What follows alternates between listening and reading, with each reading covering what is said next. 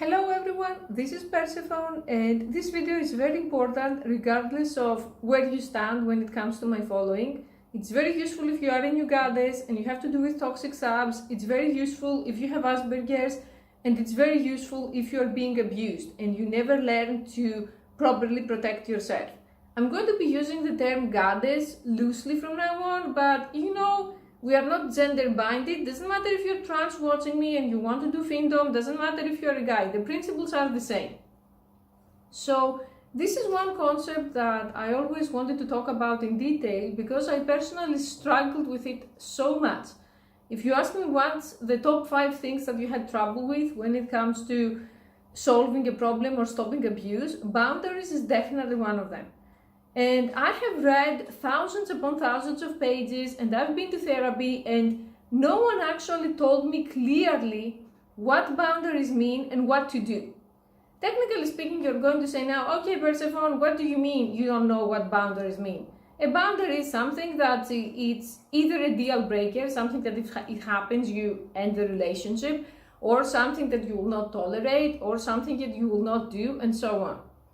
It's not so simple. This is only half the equation, and this is what 99.9999 of the material and the resources are going to tell you. And also this is what real life therapists are going to tell you, and then you're going to be losing hope that, oh my God, even therapy cannot help you.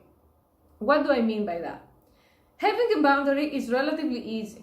Even if you have been abused, even if you grew up with no boundaries, you can sit down with yourself, you can do the work with yourself, and in a reasonable amount of time, decide the things that you will tolerate and the things that you will not tolerate. The tricky part is enforcing the boundary when shit turns sour. What do I mean by that? Let's say you started Femdom just now and you have your first subs. And there is a sub that he's creating problems, he's trying to emotionally abuse you, he's trying to control you, and so on. And because I don't like talking without examples, I'm going to mention my own personal experience with Steven. Steven was one of the subs that I really didn't want to dismiss originally. First of all, because I had the 1-year chastity project that I was committed to on YouTube, and I really wanted to see where it can go. Second, because I was getting a lot of money from him. I was doing $500 rinses per time. And third, because I honestly felt that he is a person that is easily scammed. He had been scammed multiple times in the past. He had been taken advantage of, and I felt that he could be safe with me and he could be more happy and productive. The thing is, Steven slowly and methodically started to try to cross my boundaries.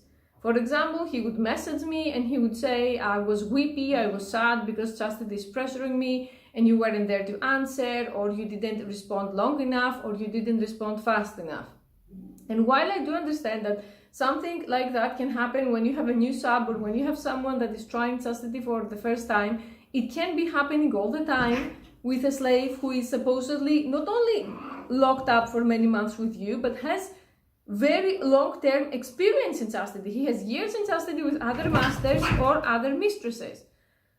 So there was, at first, I did set a boundary and I said, this cannot continue. I'm not going to stop whatever I'm doing to talk to you when there is not a real emergency. I'm not going to stop interacting or helping my other subs when there is not a real emergency, and so on. He wouldn't like it.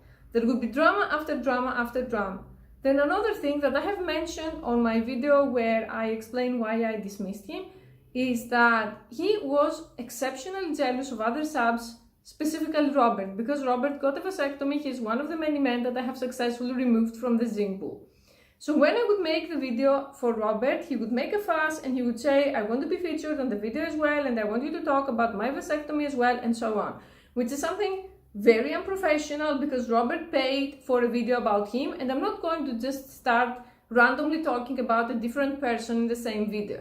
So a few of those incidents happened. I stated my boundary. He didn't like it, he didn't respect it, so I ended the relationship. I walked away. I said, you know something, you should find someone else because this is not working. You are controlling and you have become emotionally abusive. And after that, this is not something that I have shared, I think because it happened recently and we had too much recent tiger brain Ebola to deal with it. After that, he sent me an email that contained even more emotional abuse. It contained completely invalidating things. He pretty much twisted everything and he said, I never did this, I never did that, you took it this way, you're the one who is at fault. And I responded to that email. I said, I'm not the one who is at fault here, not just me in a sense at least. And then he had the nerve to tell me, you should let me live my life, you should let me move on. And I wanted to say, hey, you town clown, you're the one messaging me. I take time to respond and state what you did wrong. And you're saying that I don't let you move on. After that, this person is never going to see me again. And there are people who are going to say, you're crazy. You're going to throw away $500, you're going to throw away the project, and so on. Yes, I am. Do you know what I'm going to keep though? My dignity and my self-respect. That's a true boundary. True boundary means, are you ready to throw everything away to honor your true self? Because if you are not, and you have compromise after compromise in your daily life, your boundaries are being breached. And I say this specifically when it comes to sex work because I understand if you're in a dire financial situation, it's very tempting to breach your boundaries. If you are in an abusive situation, it's understandable to pick your battles, but I'm talking here about normal situations. That if you start doing this for $500 or for $600, that is not really a lot of money. Or if you start being a people pleaser, at the end of the day, you start feeling dirty. At the end of the day, you start feeling that you have no identity. You don't know who you are anymore. You feel like a sucker. Those are things that I have felt a lot with Kim's family, that I felt that I lost my dignity. And that was something that I've never felt before. Even with my family, when horrific things happened, because I was always fighting them, I was thinking I would rather lose my life than be the tiny person you want me to be. And I don't say tiny in a sexy macrophiliac way, I say tiny in a humiliating way that I'm going to be put in a tiny little box waiting to die in a traditional gender role. And honestly, I have nothing, absolutely nothing against traditional gender roles. Like if a woman tells me I'm going to be happy being a stay-at-home mom and have the man providing, I'm totally fine with that. If a guy tells me I want to be the stay-at-home dad because I have a very ambitious wife, that's also fine for me. Do what makes you happy. But I'm not happy at all with things forced on me or forced on others. So if I don't want to have a traditional gender role and someone is forcing it on me, that's abuse. In a similar way, many of us were never taught that honoring your boundary means cutting people off. That's what it means essentially. When you state it once, you state it twice, you're going to, how many times are you going to state it? When you are new to this, I would say give 3 chances, it's fine. Although I've reached the point where I give 1, but when you start, give 3. And after 3 times, nothing changes, send the relationship to hell. Doesn't matter if it's a sub, doesn't matter if it's a boyfriend or a girlfriend, doesn't matter if it's a workplace. Doesn't matter also if it's a client. I get so many emails from people that they supposedly want to pay and in reality they start being controlling, they start being abusive and they start giving me grief and problems. For example, there was recently a beta piece of shit that if you haven't done a vasectomy and you watch my channel, please go remove your balls and yourself from these, like from the newer generations, that he messaged me originally saying that he wants to serve me. And then he said he wants a verification from me, which is something that I consider mind-blowingly dumb, because he messaged me on the email that I have on the About section on the channel, which is obviously my real email. It's like messaging YouTuber hiding in my room on hiding in my room official and saying, I don't believe you're hiding in my room. There is someone else answering hiding in my room official. Some scammer. And not just that, the tone that he asked the verification was very demeaning. And then he said, I'm going to send you half the money now, then you're going to send me verification, then I'm going to believe you. If you come on my emails telling me what I'm going to do, I'm no longer the mistress, I'm the cuck. So for people who do not understand how Femdom works, or for people who pose as fake slaves because I have these psychos with a lot of time as well, or for whoever else who wasn't raised properly, I have the door to show. Like, it's right there, you can take your money, you can take your smartassery, you can take your brain Ebola and leave. Once I started living this way, because you can say I'm a crazy person, but I'm going to tell you the results. Result number 1, my autoimmune is in fucking remission. I don't even take 1 pill. And that comes from a person that when I was living with my parents, I was up to 14 pills and counting, and shots, and hospital visits, and oxygen masks, and I wasn't getting any better.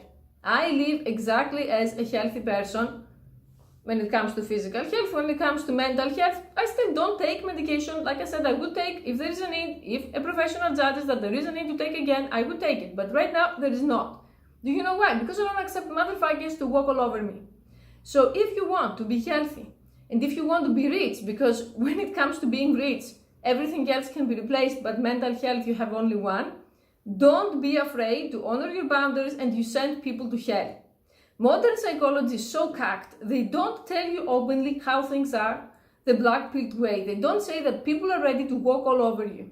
So be prepared to be the bad guy even every day if you have to.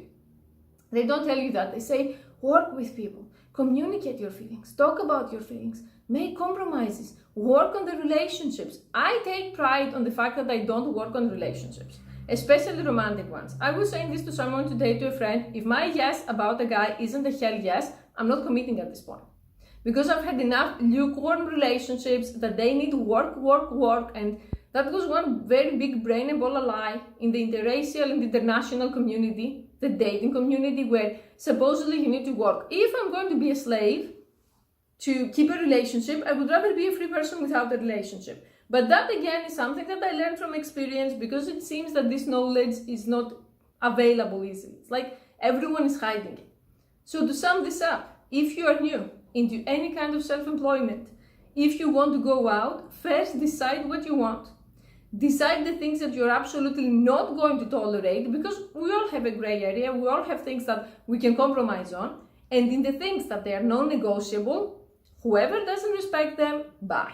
Permanent bye. I like the word sayonara in Japanese because it's a permanent bye. It's not like the English goodbye. You don't see each other.